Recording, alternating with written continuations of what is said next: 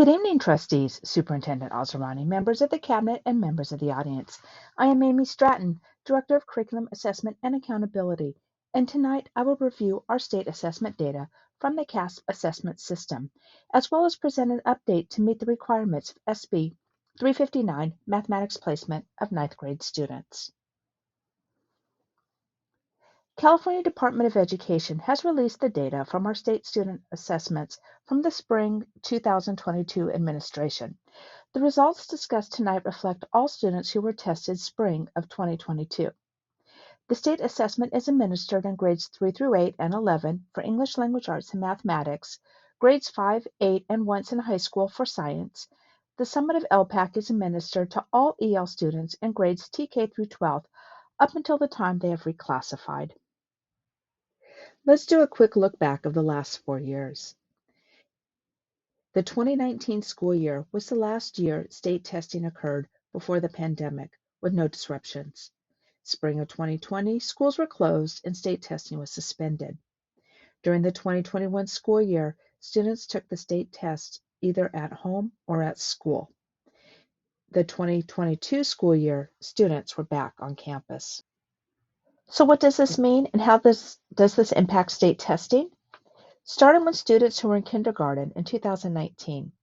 These students had a full year of education in 2019. Then the pandemic hit, and in first grade, the students were home with remote learning starting in March. Then the following year, students were either remote learning or hybrid learning with COVID-19 protocols, and finally back to a full year of instruction in third grade, where the students were tested for the first time.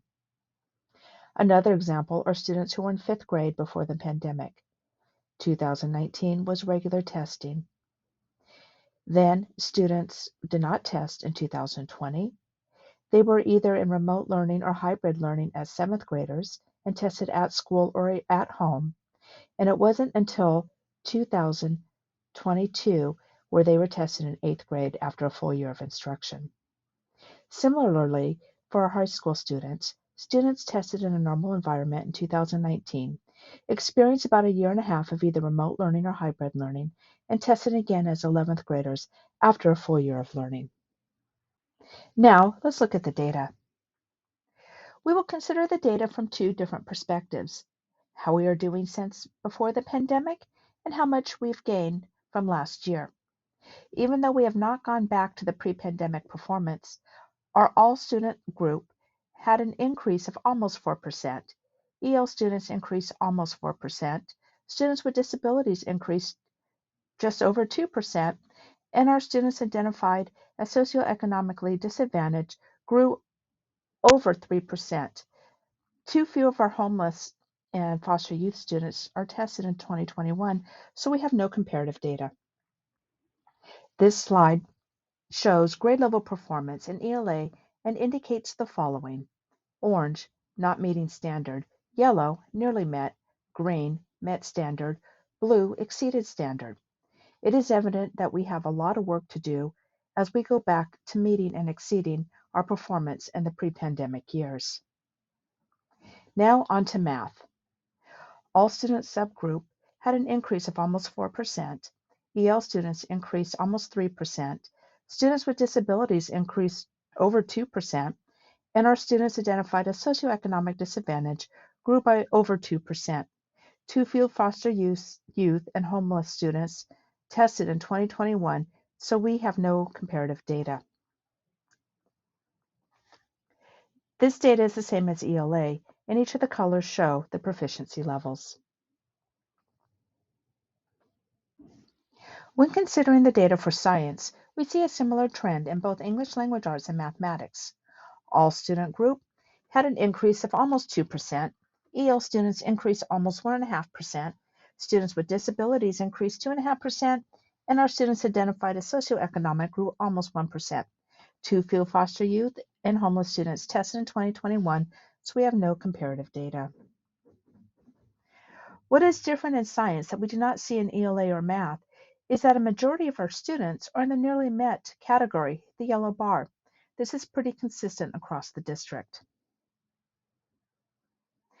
LPAC is a whole different assessment and only for our English learners.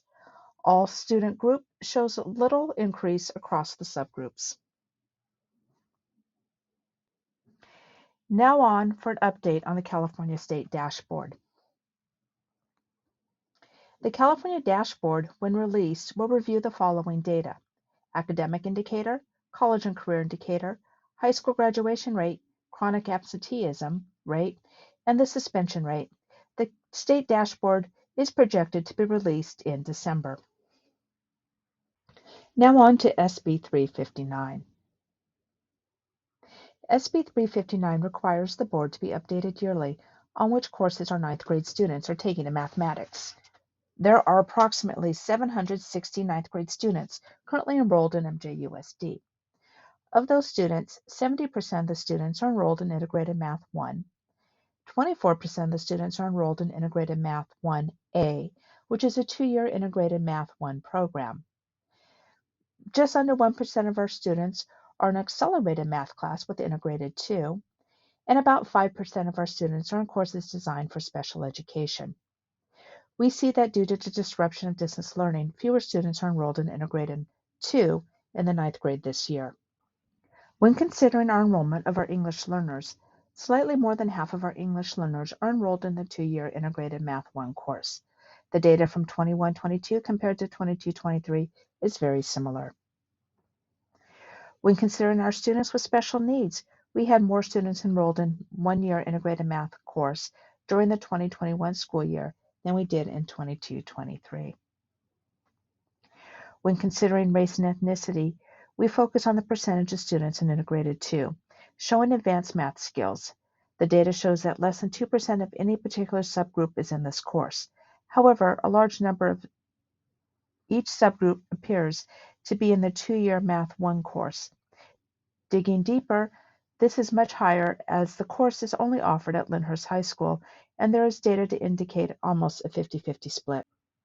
What is MJUSD doing to address the needs of our students? We have become very intentional about what we are doing. Universal screening in grades TK through 12 in language arts and mathematics. Working with the Director of Data and Student Improvement, principals and teachers are able to identify early acceleration and intervention opportunities for students. STEAM emphasized across the schools with a focus on STEAM-related activities to increase students' hands-on learning opportunities in science, technology, engineering, arts, and mathematics.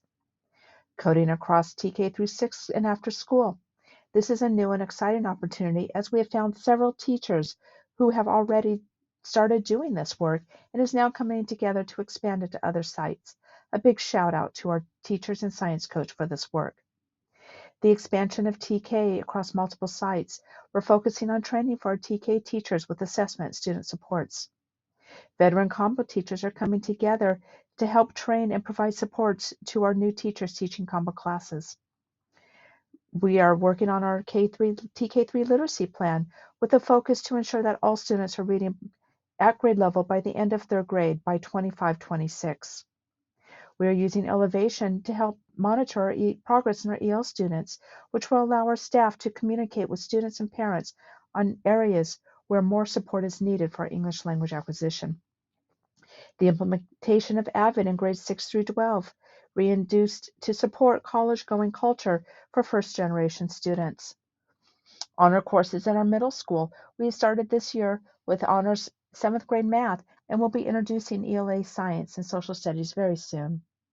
New AP courses in high school. This is a student request that is new this year, and we've added AP World History, and we're working on other options. Expand dual enrollment courses, including more students with accessing early college. Expand CTE courses, including math, and dual enrollment courses that are also CTE. The introduction of American Sign Language to increase our second language offerings for A through G, will be expanding to ASL2 next year. 24/7 tutoring with FEV tutors for students to have access to quality tutors at any time. 24/7 family access to mental health, supports for SIPs, PIPs, and intern teachers. We thank you for your time and support of our students.